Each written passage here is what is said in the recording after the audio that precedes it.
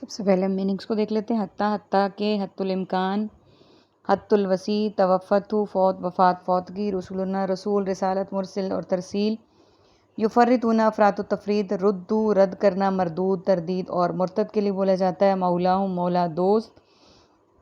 الحکم، حکم، حاکم، محکوم، تحکم اور حاکمیت کے بولتے ہیں۔ اسرہ، سرعت اور سریع الحرکت۔ الحاسبین، حساب کتاب، محاسب اور محتسب کے لیے بولا جاتا ہے۔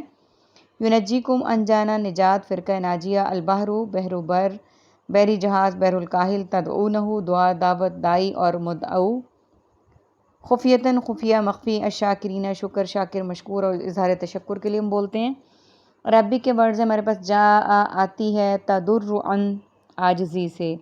باقی ورڈز ہمارے پاس ریپیٹڈ بھی ہیں اور بلو ورڈز بھی ہیں، اردو سے ریزمبل کرتے ہوئے بلیک بھی ہیں۔ آیت نمبر 61 ہم کمپلیٹ کر چکے۔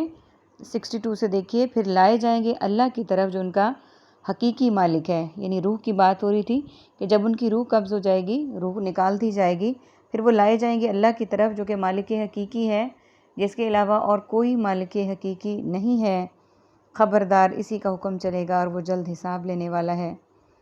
بے شک اللہ ہی کا حکم ہے، اللہ کے حکم کے بغیر کوئی پتہ بھی نہیں ہل سکتا، اور وہ بہت جلد حساب لینے والا ہے، یعنی ہماری منزل، ہمارا آخرت، ہمارا ہر عمل کا حساب اللہ سبحانہ وتعالیٰ ضرور لیں گے۔ کہہ دیجئے، کون ہے جو نجات دیتا ہے تمہیں خشکی اور سمندر کے اندھیروں میں؟ تم پکارتے ہو اسے عاجزی سے اور چپکے سے، البتہ اس نے نجات دی ہمیں اس تنگی سے، تو ضرور ہو جائیں گے ہم شکر ادا کرنے والوں میں۔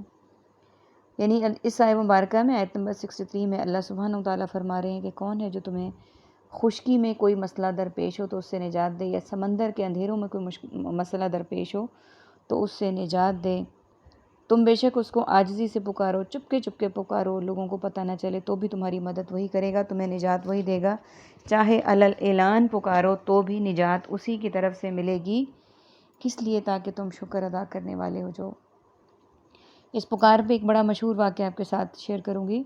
حضرت اکرمہ رضی اللہ تعالیٰ عنہ، اسلام لانے سے پہلے کی بات ہے، کشتی میں سوار ہوئے تو کشتی کو موجوں نے گھیر لیا، تو انہوں نے اپنے تمام بتوں کا واسطہ دیا، لات، منات، عزا اور سب کا، لیکن سمندر ٹلنے والا نہیں تھا۔ ملاح نے کہا کہ یہاں تو صرف ایک ہی خدا کی بات مانی جائے گی، اسی کی آگے اگر مناجات کی جائیں تو یہ خطرہ ٹل سکتا ہے۔ تو انہوں نے کہا کہ اگر ایسا ہی ہے کہ یہ بت جن سے ہم اپنی مدد مانگتے ہیں، مناجات مانگتے ہیں، اگر وہ نہیں ہمارے کام آ سکتے تو پھر واقعی ان کا کوئی فائدہ نہیں، اور محمد صلی اللہ علیہ وسلم بھی تو یہی کہتے ہیں کہ یہ تمہارے کسی کام نہیں آئیں گے۔ اور اگر آج بھی ایسا ہوا کہ یہ خطرہ ہمارا نہ ٹال سکے تو پھر ان کی تعلیمات بالکل صحیح ہیں۔ اگر وہی رب ہمارے تمام مشکلات کو ٹالنے والا ہے، سننے والا ہے، تو پھر ان کی تعلیمات بالکل ٹھیک ہیں۔ اور پھر بعد میں وہ کچھ ٹائم کے بعد ایمان لے آئے اور اللہ تعالیٰ نے ان کو نجات دی۔ اور اسی طرح سے تنگی میں اور کسی بھی حال میں ہم ضرور اللہ سبحانہ وتعالیٰ کا شکر ادا کریں اور انہی سے مدد مانگیں، کیونکہ وہی مالک حقیقی ہیں، وہی مدد کرنے والے ہیں، وہی ہماری پکار کو سننے والے ہیں۔ کہہ دیجئے، اللہ ہی نجات دیتا ہے تمہیں اس تنگی سے، یعنی جس سے تم دوچار ہو، کسی تنگی سے، مشکل سے، پریشانی سے دوچار ہو، تو اس سے بچانے والا اللہ سبحانہ وتعالیٰ ہے، وہی تمہاری مدد کرے گا۔ وَمِن كُلِّ كَرْبٍ ثُمَّ أَنْتُمْ تُشْرِكُونَ، اور ہر غم سے پھر بھی تم سب شرک کرتے ہو، یعنی ہر غم اور ہر تکلیف سے نجات دینے والی اسی کی ذات ہے، اور پھر بھی تم شرک کرتے ہو، یعنی اس کے علاوہ تم اوروں کو پکارتے ہو۔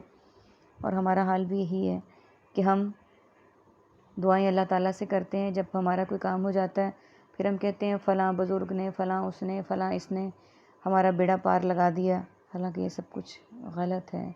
اللہ سبحانہ وتعالیٰ اگر کسی بھی انسان کو کوئی فائدہ پہنچانا چاہیں تو دنیا کی کوئی طاقت روک نہیں سکتی، اور اگر ان کی طرف سے کوئی نقصان یا کوئی اس طرح کی حکمت عملی ہو تو کوئی فائدہ نہیں پہنچا سکتی۔ تمام انسان اللہ سبحانہ وتعالیٰ کے ہی محتاج ہیں۔ قل، کہہ دیجئے، هو القادر، وہی قادر ہے، علی اس بات پر، ان یبعث کہ وہ بھیجے، علیکم تم پر، عذاباً عذاب، من فوقکم تمہارے اوپر سے، او یا من تحت نیچے سے، ارجلکم تمہارے پاؤں سے، او یلبسکم یا بھڑا لڑا دے تمہیں شیعن گروہ گروہ کر کے ویذیق اور مزہ چکھا دے بعضکم تم میں سے بعض کو باسا بعض کی لڑائی کا انظر آپ دیکھیں کیفا کیسے نصرف ہم پھیر پھیر کر بیان کرتے ہیں الآیاتی آیات کو لعلہم یفقہون تاکہ وہ سب سمجھ جائیں۔ سب سے پہلے میننگز کو دیکھ لیتے ہیں۔ کربن کربناک کرب و بلا تشرکون شرک مشرک شریک اور شراکت کے لیے بولا جاتا ہے۔ یبعث بعثت مبعوث بعث بعد الموت فوقکم فوق فوقیت ما فوق الفطرت شیعن شیعہ شیعان علی گروہ یذیقو ذائقہ بد ذائقہ انظر نظر نظارہ منظر اور منظور نظر کو ہم کہتے ہیں۔ کیفا کیسے کیفیت بہر کیف نصرفو صرف کرنا نظر پھیرنا کذبہ کاذب کذاب اور تکذیب کے لیے بولا جاتا ہے۔ یہ ورڈز ہمارے آج اس میں استعمال ہوئے ہیں آج تک کے سبق میں۔ عربک کا ورڈ ہے ارجلی پاؤں یلبسا بھڑا دے بعثا لڑائی کا۔ آیت نمبر 65 کہ کہہ دیجئے وہی قادر ہے اس بات پر کہ وہ بھیجے تم پر عذاب، یعنی اللہ سبحانہ وتعالیٰ کی ہی ذات ہے جو اس بات پر قادر ہے کہ وہ تم پر عذاب بھیج سکتا ہے۔